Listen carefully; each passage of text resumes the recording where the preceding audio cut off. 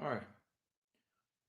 Um, Hi, my name is Michelangelo, as you can see, and I kind of wanted to make a video to talk about some of the concerns about a discussion I had online concerning the validity of some of the translations in the Bible.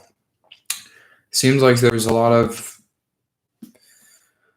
I don't want to say disagreements, but definitely differing opinions about um, even considering the Bible as something sacred and holy. And I guess a lot of the arguments um, have to do with the Bible going through so many different changes.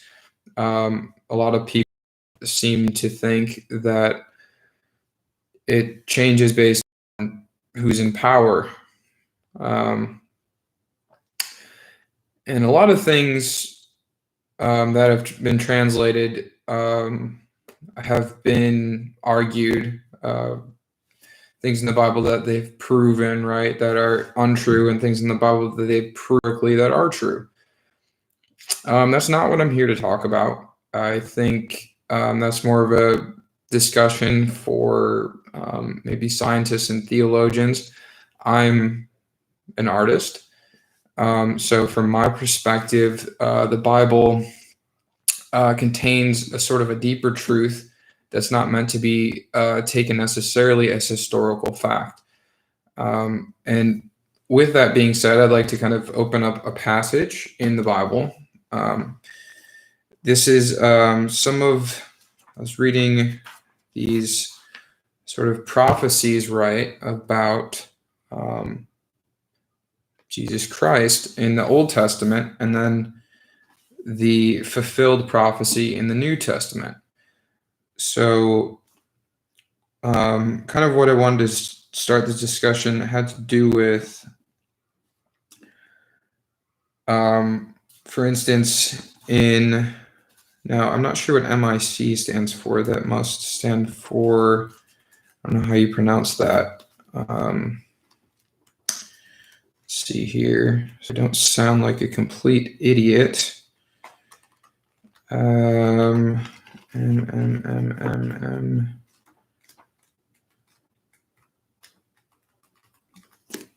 I think it's just Mikkel or Maccabee. No, that can't be it. It must stand for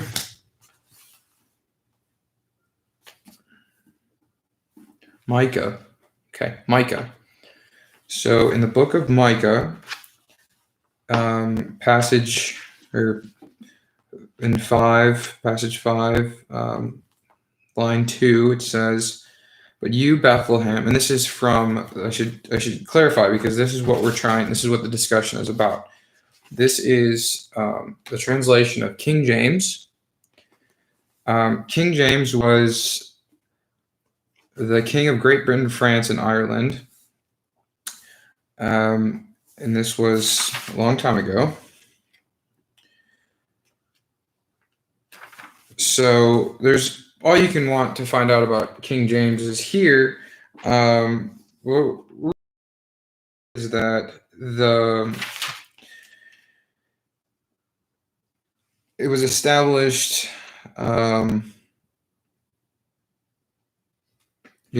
to be understood in the language of the time and of the people. So that being said, the language in the time is as close to English that we have now. Many of the things that they translated were from Greek and Hebrew, and even before that, that's where a lot of the arguments come in. A lot of people, even now today, refute something like the Dead Sea Scrolls, which is widely accepted to be the major source of a lot of the Old Testament. So That being said, I'm just going to kind of focus on this one passage here about, it says, "But you, Bethlehem," in Micah 5:2, "Ephrath, through you are little among the thousands of Judah, yet out of you shall come forth to me the one ruler in Israel, whose goings forth are from of old, from everlasting." So it mentions Bethlehem, that the Messiah in the Old Testament would be from a little place in the land of Judah, from the tribe of Judah, from a descendant from the tribe of Judah in that area.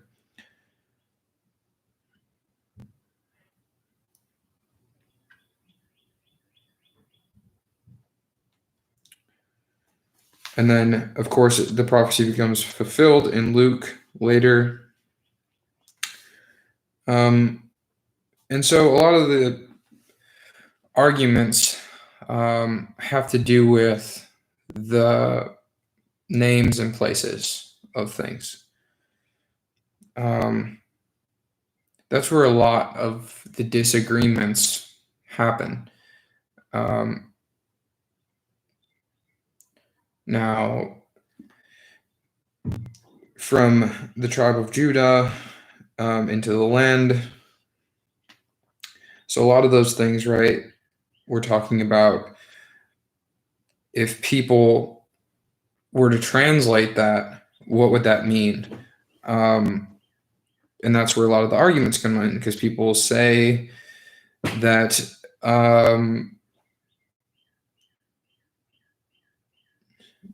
people say that those things were changed by kings or by whoever was in power in order to push their agenda, or in order to control the people, or translated in order to have some sort of ulterior motive than Christ's teachings or the teachings of God and the Bible. So I guess that's really what I wanted to talk about, was maybe not necessarily that passage and the implications of Jesus Christ or the prophecies, or whether or not they're true historically, but rather focus on how the meaning behind it, how it affects believers, or how it is interpreted to be from believers. And when you focus on the word, right, I think a lot of the times those things come in time with understanding that it's not necessarily something that you can get hung up on. It's like, I remember there was a really good analogy for this, almost like when you focus on just one piece out of context, it can, that's, to me, when it becomes a red flag. I think a lot of people in history have used the Bible or have used religion as a way, have used religion as a way by taking things out of context of the Bible for their own personal gain or agenda. I don't believe that the people, right, translating it, theologians, scholars, King James, which you can find out all the information you want about King James. My intention is not to refute or irrefute the reputation of any of these translators. It's simply to remind people that, like any great work of art, and the Bible being the most holy and sacred work of art, or whatever, for Christians, and likewise for Hindus, the Bhagavad Gita or the Quran, or any of the sacred texts from the Hebrew religion, is to remind people that those things cannot be judged simply by their cover value. In other words, in order to truly understand the Bible or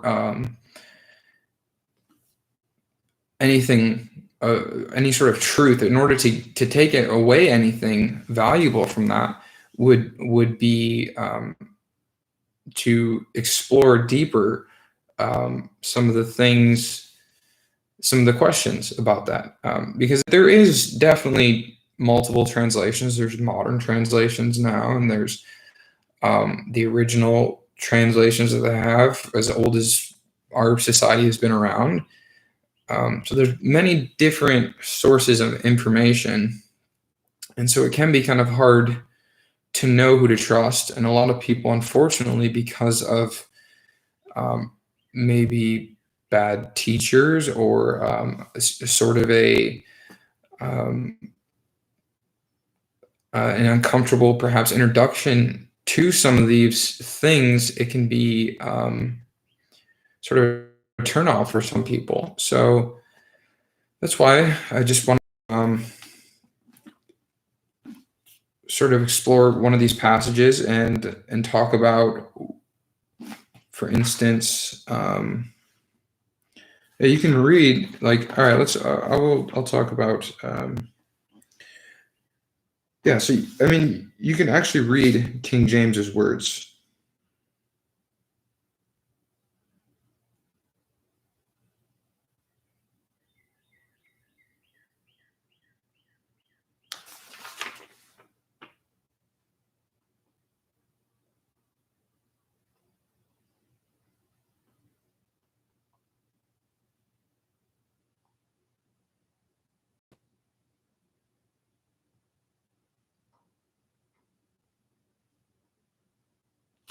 So those are the things that would never be changed.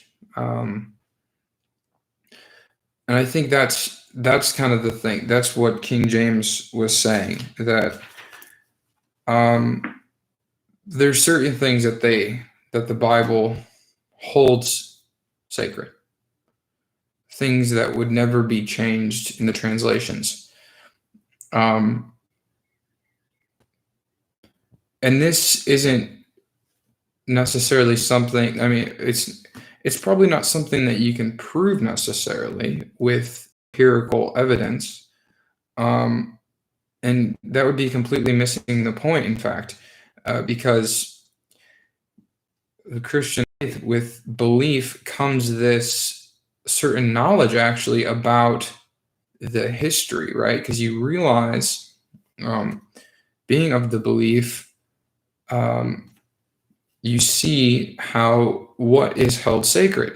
It's almost like if you listen to your favorite song and there's certain chords and notes that you hear that resonate with you, and those certain chords that resonate with you, you don't need anyone's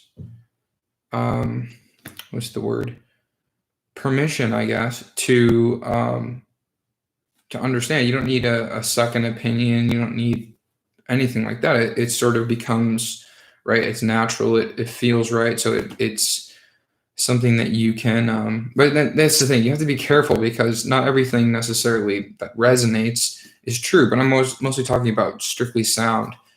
And so beyond that, the Bible still has the same thing with words. There are certain things that would never be changed. The only thing that would be changed really would be the pronunciation of things.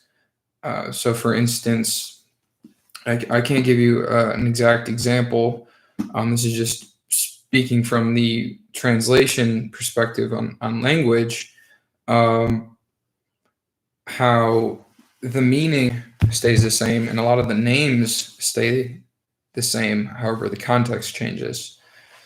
And once again, this would be more of a discussion for historical theologians. Like I said, I'm just trying to, the goal of this video is to help people broaden their understanding and especially their trust, because I think with religion and the Bible, it automatically comes with a lot of stigma and a lot of taboo things. Most people don't want to listen to someone like me. They'd rather listen to a professor or somebody who's paid, right, to speak neutrally. From my perspective, like I said, this is strictly for the purposes of trying to bridge the gap of understanding between a lot of people who I noticed online were very had very strong beliefs. That's how I wanted to say it. Very strong beliefs, and a lot of people have those beliefs based on their own personal experiences. And the thing is, you have to view religion just like you view art, without the veil of your personal experiences. You have to remove your own ego in order to truly see something as it is. And when you look at the Bible without ego, you realize the sacredness of it. It is the sort of foundation for a lot of our ethics and morality in America. Now, it's meant to be separate. The church and state, our founding fathers were very specific about that. And that's why we have a justice system that does not revolve around the Bible. It's based on self-governing and a democracy in which all parties and all people have a say in what happens in a perfect world. So as far as I know, from my understanding, a lot of these names and changes, a lot of these names and things in the Bible are not changed. They are simply adapted to fit the language of the time so that people understand. So you can look at a lot of translations and they have different words for different things. There's always subtle disagreements on things, but the overall, like I said, when you read it without sort of zooming in, like people find certain things, and that was the other thing about our discussion online, was a lot of people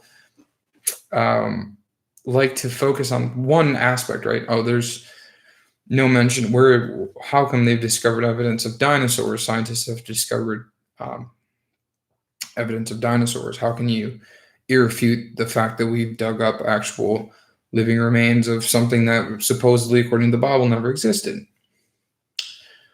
Or how come it says that a woman who practices witchcraft should be stoned to death? Or how come you have, all these things that you should sacrifice this and a lamb on this day, and they say, well, how does that, it becomes a point of contention, right, for a lot of people, because they take one thing out of context and they make a broader judgment based on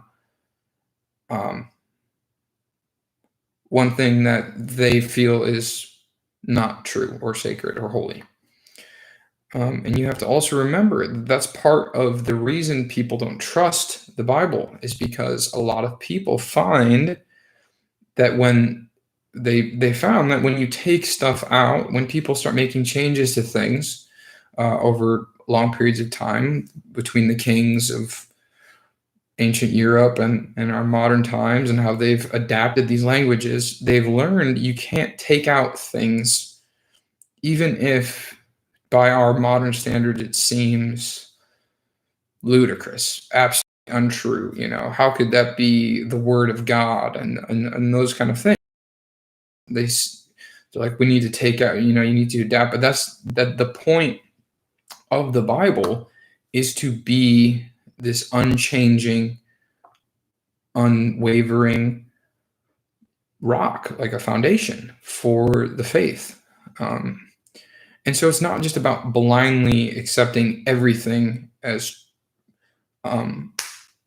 objective truth, reality in the Bible. That's not the point either. The point is to, like I said, find faith and belief that, that's, and kind of a roadmap for how to live. And by, it's a conversation. It's supposed to be something good for your soul, in which you have sort of a conversation with, just like good music. Anyone who listens to good music, you realize even as an active listener, you're participating. Just like when you read anything, it requires a certain level of effort to even read fiction or whatever it might be. And by no means am I saying that the Bible is fiction. The point is, you have to remember that the reason a lot of these things appear untrue right now is because they are so old. But when you look at truth, right, when you say, hey, well, this has been in the Bible for like, even if you disagree that it's before Christ, or maybe in 400 AD Constantinople made the whole thing up, maybe whatever, if that's really what you believe.